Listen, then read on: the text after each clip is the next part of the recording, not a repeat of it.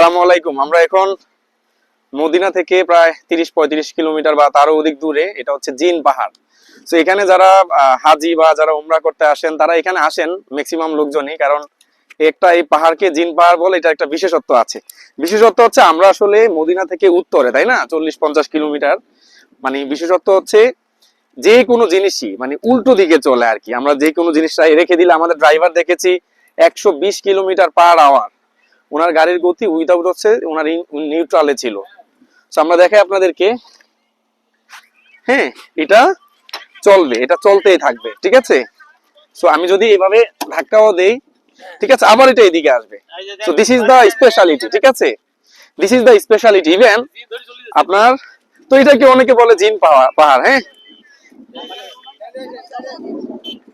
তো আমরা যদি দেখাই, বাতাস কিন্তু এইদিকে, ঠিক আছে। তারপর আপনি দেখেন যাচ্ছে, এমন না যে এটা ঢালু, উঁচুতেও যাচ্ছে এটা, ঠিক আছে। সো এটা হয়তো এটার পিছনে কোনো সায়েন্স থাকতে পারে, বা কোনো এটার পিছনে অন্য কোনো মহত্ব থাকতে পারে। এটা আসলে ওইভাবে ডিটারমিনেশন নাই আর কি, মানে কোরআনে বা হাদিসে এটা নিয়ে খুব বেশি নাই। আমরা যেটা শুনেছি লোকশ্রুতি, যে আসলে এখানে এই রোডটা খুব অত বেশি সময়ের জন্য হয়নি।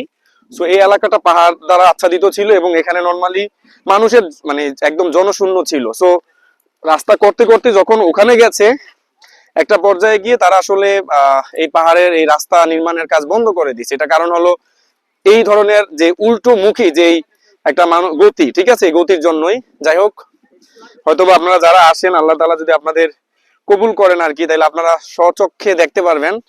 সবাই ভালো থাকেন। আসসালামু আলাইকুম।